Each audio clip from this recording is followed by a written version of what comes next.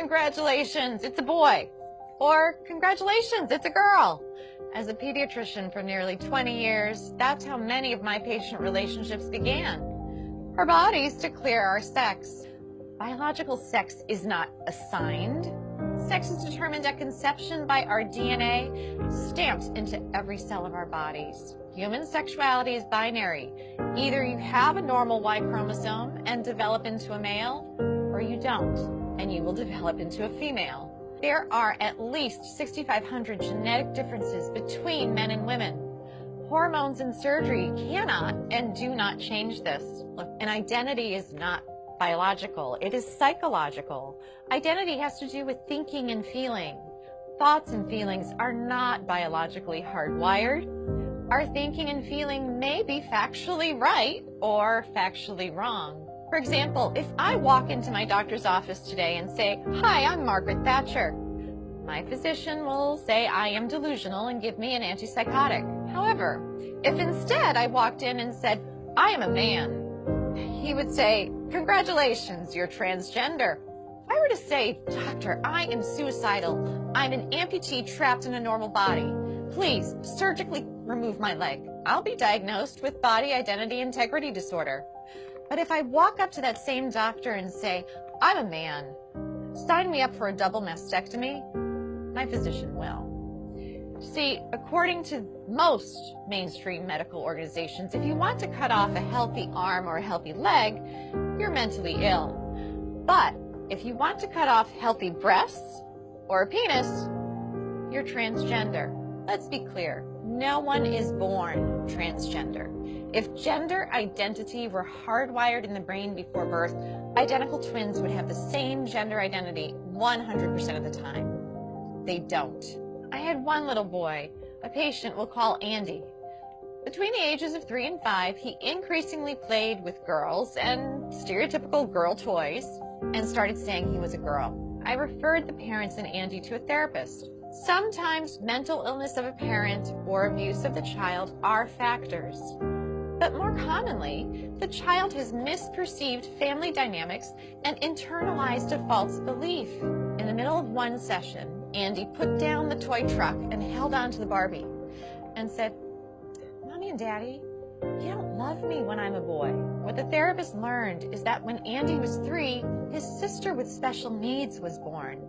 She required significantly more of his parents' care and attention. Andy misperceived this as, "Mommy and Daddy love girls. If I want them to love me again, I have to be a girl." With family therapy, Andy got better. Today, Andy's parents would be told something quite different. They would hear, "This is who Andy really is. You must change his name, ensure that everyone treats him as a girl, or else he will commit suicide."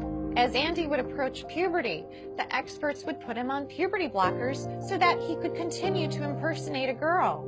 Experts assure us it doesn't matter that we've never tested puberty blockers in biologically normal children. It doesn't matter that when blockers are used to treat prostate cancer in men and gynecologic problems in women, that they cause problems with memory.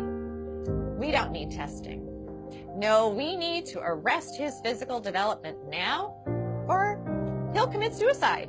But this is not true. Instead, when supported in their biological sex through natural puberty, the vast majority of gender-confused children get better. Yet, we are chemically castrating gender-confused children with puberty blockers.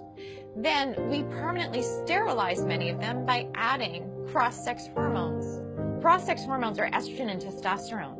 Those put young children at risk for heart disease, strokes, diabetes, cancers, and even the very emotional problems the experts claim to be preventing. P.S.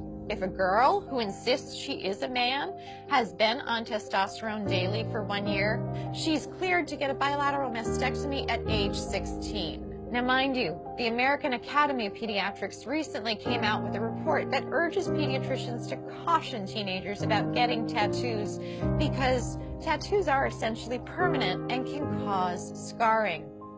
But this same AAP is 110% in support of 16-year-old girls getting a double mastectomy, even without parental consent, so long as the girl insists that she is a man and has been taking testosterone daily for 1 year.